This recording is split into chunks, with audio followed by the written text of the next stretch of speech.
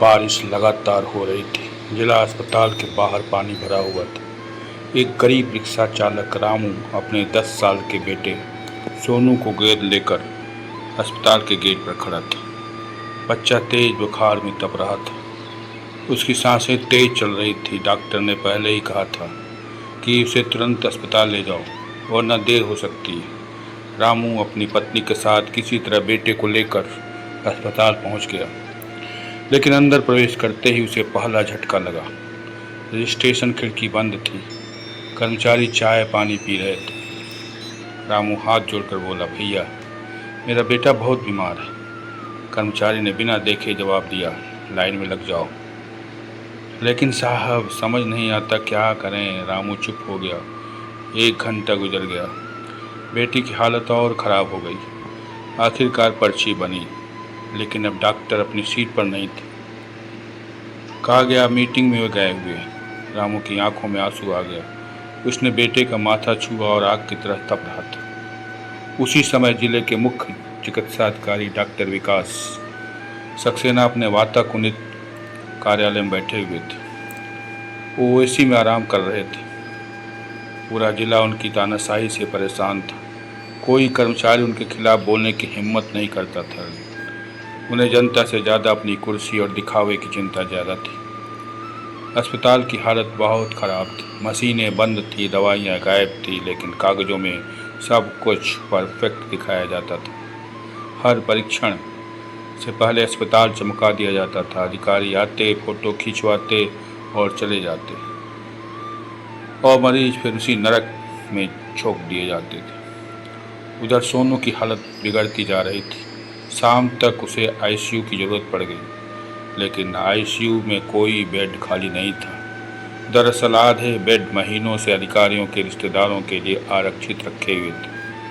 रामू रो पड़ा, चिल्ला पड़ा, साहब मेरा बेटा मर जाएगा, ध्यान दीजिए। लेकिन किसी पर कोई असर नहीं हुआ।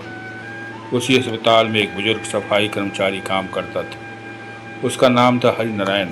30 साल से अस्पताल में था। उसने हजारों मरीज देखे थे, लेकिन उस दिन सोनू की हालत देखकर उसका दिल कांप गया।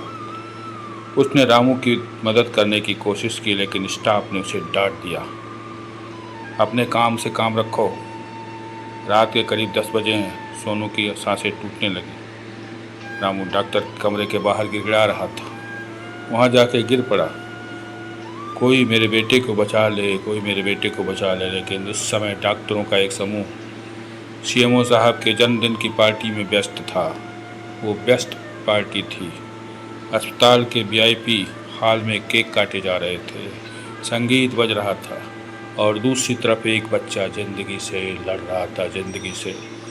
आधी रात को सोनू ने अपने पिता का हाथ पकड़ा, कमज़ोर आवाज़ें बोला, पापा मैं ठीक हो जाऊंगा ना, पापा मैं ठीक हो जाऊंगा ना। रामू रो पड़ा, बिलख पड़ा। उसके पास कोई जवाब नहीं था। कुछ ही मिनट बाद बच्चे का हाथ ढीला पड़ गया, एकदम ढीला पड़ गया। सोनू हमेशा के लिए सो चुका था। सोनू हमेशा के लिए जा चुका था, इस दुनिया से जा चुका था। अगली सुबह अस्पताल में सन्नाटा था। रामू अपने बेटे के शव के पास बैठा रो रहा था, चिल्ला रहा था। उसकी पत्नी बेहोश हो चुकी थी, लेकिन प्रशासन के लिए सिर्फ एक और मौत थी, एक और मौत, एक फाइल, एक संख्या, एक आंकड़ा। लेकिन दोस्तों कहानी यहीं खत्म नहीं हुई। हरिनारायण ने उस रात की तस्वीरें और वीडियो रिकॉर्ड कर लिए थे। पार्टी की वीडियो, खाली आईसीयू, बंद मशीनें, डॉक्टर की लापरवाही, सब कुछ उस वीडियो में था। उसने सारी सामग्री एक पत्रकार को भेज दी। 2 दिन बाद पूरा जिला हिल गया, पूरा जिला। टीवी चैनलों पर एक ही खबर चल रही थी, बच्चा इलाज के इंतजार में मर गया। अधिकारी जन्मदिन मनाता रहा। लोग सड़कों पर उतर आए। अस्पताल के बाहर हजारों की भीड़ जमा हो गई। हर कोई जवाब मांग रहा था, हर कोई। जांच शुरू हुई, सच्चाई सामने आने लगी। करोड़ों रुपए की दवाइयों का घोटाला, फर्जी बिल, बंद मशीनों के झूठे रिकॉर्ड, सब के सब बाहर आने लगे।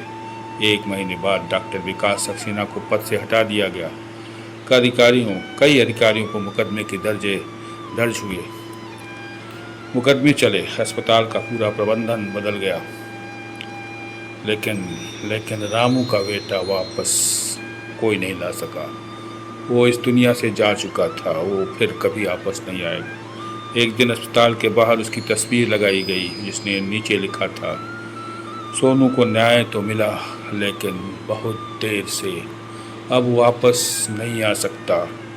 इस तस्वीर को देखकर हर आने वालों के आंखें नम हो जाती। कितनी औरतें रोने लगती थीं, क्योंकि वह सिर्फ और सिर्फ एक बच्चे की तस्वीर नहीं थी, एक प्रशासनिक लापरवाही की कीमत और एक पिता के टूटे हुए दिल की कहानी थी। तो दोस्तों, अगर आपको यह कहानी अच्छी लगी हो तो लाइक कर दीजिएगा, और अगर चैनल पर नए हो तो सब्सक्राइब जरूर कर दीजिएगा। धन्यवाद।